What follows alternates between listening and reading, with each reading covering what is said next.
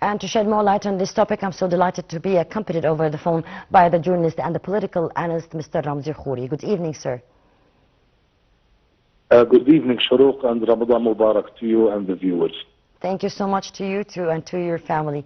Well, of course, though we are in Ramadan, as you said, it's getting much worse in Palestine with the overcrowded camps, the death toll that is happening every day, and of course the circumstances with the, like what we can say, like devastating circumstances that they are living in or through right now. Absolutely, Shuruq. The carnage still continues. We have people who are killed today. But also the fact that not all of the materials that are supposed to go through the Rafah crossing are going through. Israel is still restricting the flow of aid into Gaza, as well as the flow of people. Makes this Ramadan a very tough Ramadan, Shuruq, for the Palestinians who obviously have a culture of iftar, a culture of suhoor. The children usually await Ramadan to come in order for them to celebrate. None of this is happening in Gaza. And not only in Gaza, but also in the West Bank. And it seems that Israel is intentionally trying to ruin this special time for Muslims as part of its attempts to convince Palestinians that there is no place for them here. They really need to go elsewhere. That's part of their ethnic cleansing plan. But this is what is going on. The atmosphere of Ramadan is definitely not there. People are still living in misery because they don't have the proper housing and none of that. The Palestinians are sitting there listening to all of the statements that are being made, whether it's from the peace board that met in Washington, D.C., or the media, hoping that if you like, there is a light at the end of the tunnel. But it is obvious that this is not going to be an easy Ramadan. This will be a Ramadan to remember for many years to come. Well, Mr. Ramzy, for sure, we are just shedding more light on the nonchalant actions of the Israeli side. Of course, lots of violations still going on. Not just that, but also as we can see that even the camps are collapsing from the overcrowded people over there. And of course, the international community is talking to himself, I guess, right now, which is also Trump. On the other hand, he's gathering the people for what he calls board of peace, and still nothing is happening.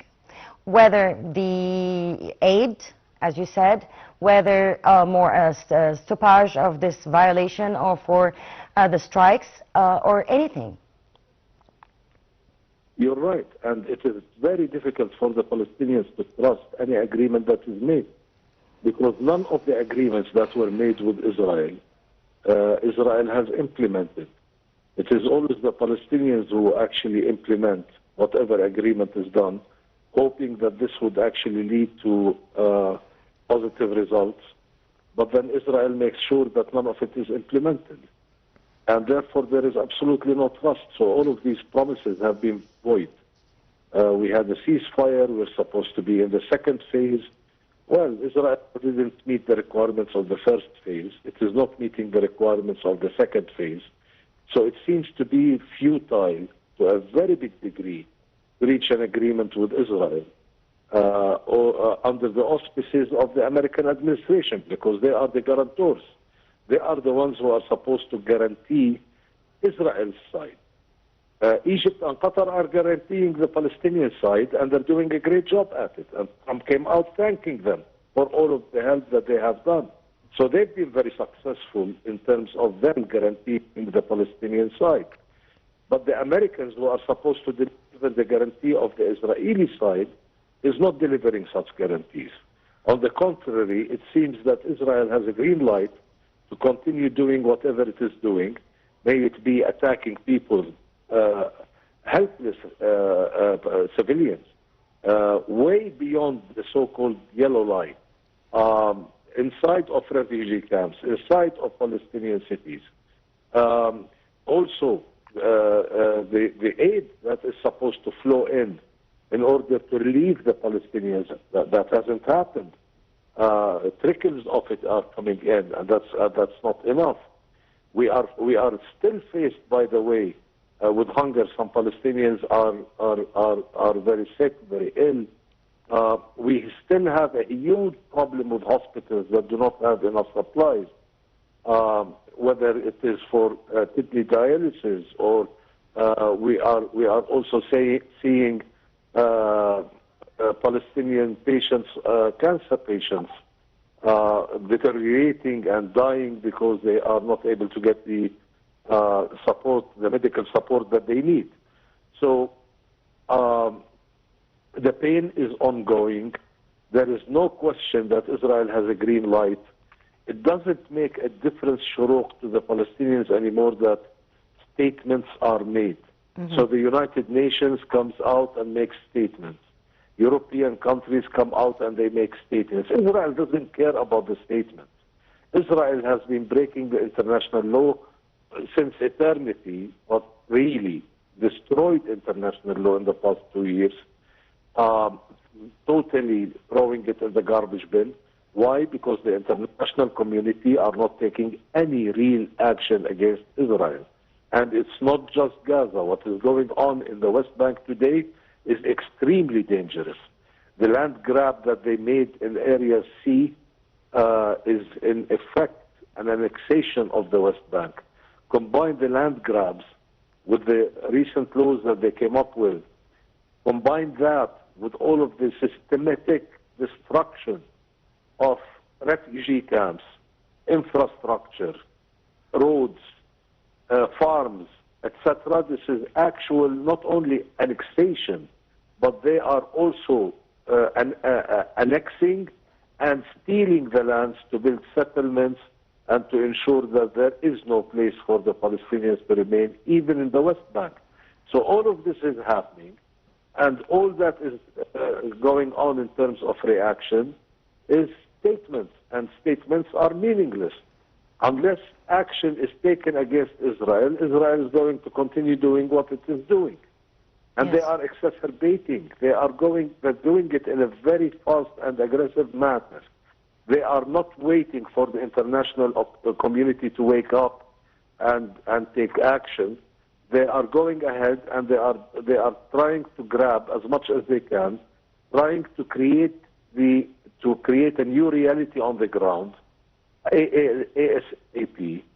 They are on steroids doing this in the West Bank. So there is no question that this is an attempt to finish the Palestinian cause, to reach a point where they're going to come and say, you want a two-state solution, where is the Palestinian state going to be? There is no place for the Palestinian state to sit. Yes.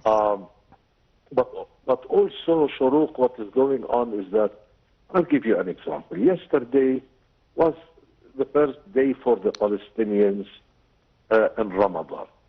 And you're talking about hundreds of thousands of Palestinians who are used to go and pray at Al-Aqsa Mosque. Yeah. And what the Israelis did, they shut it all out. They closed all borders. They made people wait for hours only to turn them back. And who are these people? These are elders, because the youngsters are not allowed to go to Jerusalem and to travel to Jerusalem. Only the elders are given permits. These people have permits. These people are old. And we saw tens of thousands on each border crossing, each mahsoum, what the Israelis call a mahsoum, which is a checkpoint. And these people got stuck at the checkpoints. They were taking women and men in for searches. They were bodily searching people. Some people who complained about, why are you doing this? This is ridiculous. This is not normal. We have the right to go and pray in Al-Aqsa Mosque. What did they do? They arrested them. They arrested old people for several hours on end. They are trying to destroy the will and the perseverance of the regular civilians. They are trying to tell them that, no, you are not going to pray in Al-Aqsa Mosque. Your holy places are out of your way. You are not going to be able to reach them. And these messages are messages that have to do with a whole project called the Ethnic Cleansing Project, to convince the Palestinians to pack up and leave. This is what they want to do. Of course, ethnic cleansing is going in different directions, to tell you the truth, whether it's coming from starvation or just preventing the aid, or they are just, I guess, encouraging more of destruction and distraction for the negotiating and the dialogue that is going on. Of course, as you said, Mr. Youssef, that the whole international community is repeating what have been said already. So it's just a statement, as you said. United Nations today is warning from the overcrowdedness of the camps, and still nothing happening when it comes to the aid, when it comes to extra camps. And we've seen like dozens of fires that happened also in the tents due to the weather circumstances. Also that the Palestinian side, where Hamas spokesman Hazem Qasim said that they don't really mind to handle what's going on there without the internal affairs when it comes to the board of peace, which Trump is calling for, or just boarding it. I don't know what he's doing actually, but I think it's like a handful of countries also committing to help with the troops. So this is good. Well, yeah. Well, the Palestinians have accepted pretty much whatever is coming their way. But there is a reason behind the mystery, because there is a mystery. I'll give you an example. Mr. Trump and his board peace are talking about 20,000 foreign troops that are going to be in Gaza, based in Gaza. And they're also talking about around 5,000 police members. 2,000 Palestinians have already applied to become members of the new police force that is going to be under the management of the Palestinian Council. Let me tell you something, Shuru. Yes. Do you know the size of the police force that was in Gaza before? 50,000. There were 50,000 members of the police in Gaza. These people are going to be dismantled, and they're going to be thrown out of a job, and they are not part of the international force, nor are the 50,000 part of the 5,000 policemen who are going to be under the auspices or under the control of the Palestinian Council. Now, what is the role of the international military force? Because these people are army, they are not police. The work of army is very different from the work of police. Yes. Police is all about civic action. Army is all about war. Yes. So we have 20,000 soldiers who are all about war. We have 5,000, or maybe some more than 5,000. I've heard other figures, by the way, and that's part of the mystery, because once you hear different figures coming out, I've heard 7,000 and I've heard 10,000. But even 10,000, there were 50,000 policemen and women on the ground before all of this happened. And so it is very mysterious what is going to be the role of the international military force, the role of the police, and why isn't the Palestinian Council still not allowed to enter Gaza? They've been trying to enter Gaza. Yes. They haven't been allowed to enter Gaza until today. They were supposed to be already in Gaza in order to manage the situation on the ground. That's their job. That's what they're supposed to do. And yet, if you listen to Israeli media and all of the statements that the Israeli politicians or military are making, it gives you the impression that they are not going to allow any of this to happen on the ground in reality. And if that's the case, then what is the USA going to do? Because this is an American project. Even the peace board is an American project. The peace board is going to be headed by Donald Trump, even if he is no longer the American president in the future. It's a pure American project that is totally in the name of that one man who is the President of the United States of America. Yes. And therefore, aren't the Americans going to guarantee that the Israelis will allow action to happen? The other mysterious thing, they declared at the Peace Board meeting yesterday, Shuruk, that they are receiving donations of $7 billion for the reconstruction of Gaza. Mm-hmm. And the United States of America is throwing in another $10 billion for that purpose. So we have commitments, according to them, of $17 billion. Mm-hmm. Is there a plan to how to spend this money on the ground? What is going to be the cost of running this operation, administration, etc.? Because, by the way, that could be a few $billion. Mm-hmm. That could be a few $billion. That money could be spent on administration and the cost of having an international military force on the ground, and but the Palestinians may not see much of the effect of that money. So where is the plan? Where is the roadmap to the rebuilding of Gaza? What are the priorities for that project? Because if you were to ask me, I would tell you the immediate priority is the housing, because as we were saying a minute ago, there is a very big problem with crowding, and all of these people are living in tents that are torn up, and we are in the middle of winter and all of that. So that is a priority. Food is a priority. Hospitals are a priority. The road, water, electricity, infrastructure is a priority, because Israel destroyed everything, including the sewage system.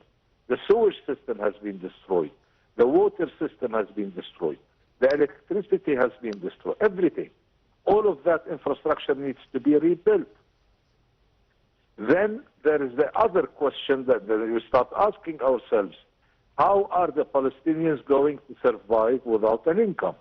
The biggest problem today in Ramadan is that families need to buy food in order to have iftar. They need to buy food. And they can't buy food because they don't have an income. There is no income. They can't work to make an income in order to buy food. How is that going to be tackled?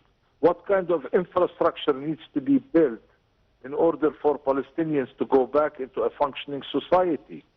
And if this is the plan, and we're going to start implementing it ASAP, why is Israel still destroying Gaza? Buildings that are erect, they are blowing them up on a daily basis. Why is that happening? If we are now at a stage when we are going to get into the rebuilding of Gaza, why is Israel still destroying Gaza? So these are the questions that make this whole project some kind of a mystery. We don't know how it's going to be implemented. We don't know the real reasoning behind it. Why? Why do I say this? Because we've seen Jared Kushner come on television stations and in very big events like the World Economic Forum, the last one. He came out with all of these slides and photos of the new Gaza. It's a real estate project. It's a construction project. Billions of dollars are going to be spent in order to spent with foreign companies, by the way, that are going to make a huge amount of money building some kind of a real estate business that befits Mr. Jared Kushner and his vision for how to make money. What does this mean to the Palestinians? Who are the stakeholders? How is this going to benefit the Palestinian population on the ground when we are very aware of all of the effort that Israel is putting in order to get the Palestinians out of Gaza and throw them in Africa, for example? So this is the biggest challenge. Without clarity, how do you trust the process? If I don't know where this is going to end, how much should I engage in this? This is what a typical Palestinian is thinking today. Am I going to support this? Am I going to engage in it in order for me to achieve what? And that achievement, is it going to be an achievement for me as a Palestinian, or is it going to be an achievement for some construction company that is going to make hundreds of millions of dollars at my expense? These are real questions on the ground today inside of not only Gaza, but also in the West Bank. Not only amongst the regular people, but this has got to be a question that the Palestinian president and the Palestinian leadership is very concerned with. And we are hearing them now crying SOS because they see that everything that is happening on the ground in Gaza and in the West Bank is very dangerous. This could lead to the end of the Palestinian people and the Palestinian cause. Well, Mr. Ramzy, for sure, what you're saying is very important, because it's not just about, it's very ironic, actually. It's very funny, like going parallel with the strikes, parallel with like collecting money for the next phase or the reconstruction of Gaza. How come? Like, whom they are fooling? I don't know. But what's going on there is totally unacceptable when it comes also to the displacement of the Palestinian, as Egypt is always keen to say it loudly hundreds of times. It's not going to happen. And of course, with its efforts, we're going to the negotiating table. Not just that, they're doing the efforts of the political affairs here and there, just collecting more voices. But this is a repetitive scenario. Like, we know the story before it's even being told. You know, I want to add something that is very important. Amidst all of this mystery and the vagueness and the uncertainty, well, the most important element is the fact that Egypt, Qatar, Jordan, Arabs are on the peace board. Why? Because they are the ones who may protect Palestinian rights. If they weren't involved, imagine what kind of situation we would be in today. What kind of mystery we would have today. What kind of uncertainty we would have today. It would have been a disaster. It would have been a disaster. The only thing, the only security, sense of security that the Palestinians have today is the fact that Egypt, Jordan, Saudi Arabia, Qatar, these countries are involved. These countries will say, stop, where are you going? What are you doing? Why are you spending this money in the wrong place? Yeah. Why aren't we implementing humanitarian law, etc.? These questions are not going to be asked by the American administration or Israel, that happens to serve on the peace board, which is the most ridiculous notion. The Palestinians are not invited on the peace board, but the Israelis are sitting there. And so none of these countries that are in full support of Israel and whose raison d'etre is to protect Israeli whims and wants and needs and that kind of package that we've seen that has been totally destructive to civilian life in the past 2 years.